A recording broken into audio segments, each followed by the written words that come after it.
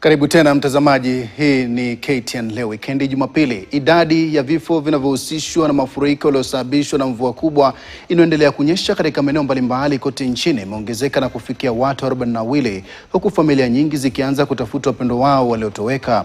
Katika hifadhi ya maiti ya City, jamaa na marafiki wa waathiriwa walikusanyika wakitarajiwa kupata majibu baada ya watu kadhaa kusombwa na mafuriko kufuatia mvua kubwa iliyonyesha Ijumaa. Mwanahabari wetu Haman Kamariki ana taarifa zaidi.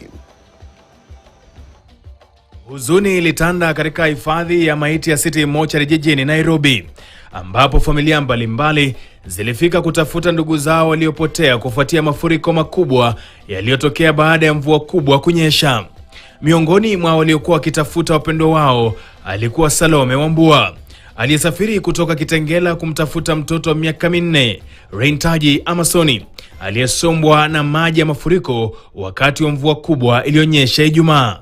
On Friday, mafuriko iliwafikia kwa nyumba na ile mamake akamrusha kwa mgongo. Ile harakati ya kukimbia wakaanguka, wave ikawagonga ya maji, mtoto akaanguka, mamake akaanguka, wakaseparate na mtoto. Wote wakabebwa but mamake alinusurika. Up to now hatujaona mtoto. Msiba huo ulizidi kuwa mzito kwa familia hiyo baada ya mama wa mtoto huyo kulazwa hospitalini akitibiwa kutokana na majeraha pamoja na mshtuko wa tukio hilo. Ni kama kuna mtu pia alichukua mtoto. So we are not sure kama kuna mtu alichukua mtoto alimpeleka wapi. Juu kwa police station hatujapata ripoti yoyote. Kwa hospitali hatujakuwa able kumpata. Ndio maana hata tuko hapa Chiromo. We are heading tuko hapa City Mortuary, we are heading to Chiromo then to Kenyatta. Lakini kisa cha Reintaji ni kimoja tu kati ya visa vingi vilivyoripotiwa kufuatia mafuriko hayo. Wawakilishi wa shirika la kutetea haki za binadamu Vocal Africa wakilaumu serikali ya kitaifa pamoja na utawala wa gavana Johnson Sakaja kwa kile walichokitaja kwa mipango mibovu ya jiji na mifumo duni ya maji taka. Itakuwaje watu waangamie kwa sababu ya mafuriko na serikali imekimia?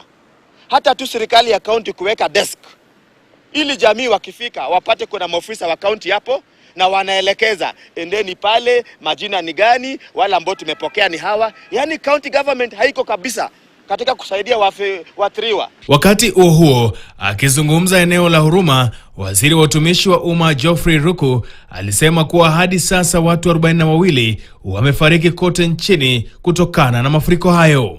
Nairobi City County, we have lost 21 males adult, 3 females and 3 male children, all totaling to 26 deaths. Coastal region, we have lost 1 female child in Mombasa County, 3 in Eastern region.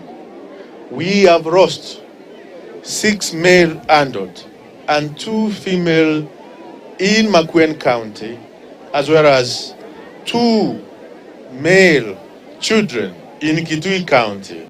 Operesheni za uokoaji na utafutaji bado zinaendelea katika maeneo mbalimbali nchini. Haman Kamariki, KTN. Nacho kizaazaa kilizuka katika kanisa la Methodist katika eneo la Kafa kwenye kaunti ya Meru kufuatia madai kwamba wandano